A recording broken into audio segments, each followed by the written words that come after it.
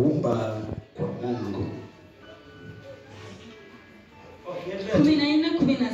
15. Na yajua matendo yako, na yakuwa huu baridi wala huu moto. Ingekuwa heri kama ungekuwa baridi au moto. 16. Basi kwa sababu una uvukuvuku wala huu baridi wala moto, nitakutapika utoke katika kinywa changu. Na Bwana abariki andiko. Bwana Yesu apewe sifa. Maandiko yanasema kwamba Roho Mungu akanena akasema, wewe haujulikani umesimamia wapi. Yaani haujulikani uko katika ufalme gani. Leo uko klabuni, leo uko kanisani, leo unasengenya, leo unaomba. Maandiko yanasema kwamba maisha yako yatatapikwa. Kuna wengi hata labda wametapikwa lakini hawajua wametapikwa. Umekaa hapo ujui kama umetapikwa. Umekaa ni kama ujui kana kwamba umetapikwa. Yaani maisha yako yamekaa baridi, yamekaa moto. Haueleweki wewe ni wa wapi. Haueleweki wewe unaenda wapi. Bwana Yesu asifiwe. Amen. Maandiko yanasema kwamba umekaa katika Ukristo lakini hauelewi Ukristo wako unatokea wapi, unaanzia wapi, unaelekea wapi, mwisho wako ni wapi. Bwana Yesu apewe sifa. Amen. Kuna watu mtakaa mkijiuliza ni kwa nini Mungu anibariki. Unakaa ukijiuliza ni kwa nini Mungu anitetei. Unakaa ukijiuliza ni kwa nini Mungu anikumbuki.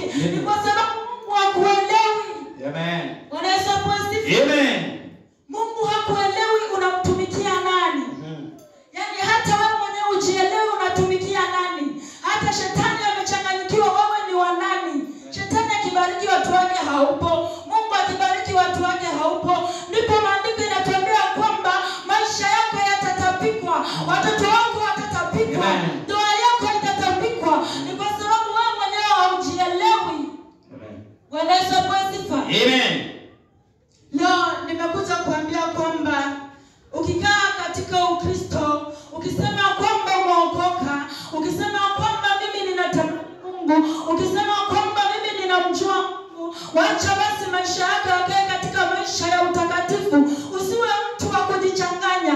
Ati leo unakuja uhubiriwe, ati leo unakuja mchungaji niombee, lakini magonjwa yakizidi unasema kwamba wacha nijaribu huyu mganga. Huyu mchungaji ni kama anielewi. Huyu mchungaji ni kama anisikii. Unasema wacha nijaribu hizi madawa nione kama zitasaidia. Yesu anasema, Roho wa Mungu anasema, wewe umekwisha tapikwa. Ni kwa sababu hujielewi. Amen. Bwana Yesu apewe. Amen. Unakaa ukijiuliza ninateseka kwa nini? Unakaa ukijiuliza mbona ninahangaika? Unakaa ukijiuliza mbona ndoa yangu haisimami? Unakaa ukijiuliza mbona mimi sijibiwi na wengine wanajibiwa? Ni kwa sababu wewe mwenyewe umejichanganya. Praise be to God. Amen. Ni kwa sababu umejichanganya. Leo unakuja unashuhudia. Unasema kwamba Mungu ametenda. Unasema kwamba Mungu ameniokoa. Unasema kwamba pale kanisani kulikuwa moto, lakini katikati ya wiki tunakukuta kwa vikundi. Unasema kwamba hiyo kanisa sitaenda. Hiyo kanisa imejaa masengenyo. Hiyo kanisa imejaa mapepo.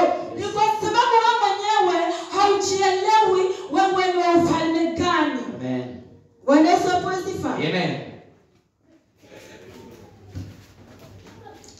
Ningekusia kwamba unapokaa katika Ukristo, unaposema kwamba nimeokoka, unaposema kwamba mimi nimempa Mungu maisha yangu, basi wacha matendo yako, wacha maisha yako, wacha ufalme wako, wacha nyumba yako, watoto wako wote wakae kulingana na mapenzi ya Mungu. Maana ukijichanganya wewe utatapikwa. Naomba ukarudie ile andiko. Nirudia tu pale mstari wa ngapi?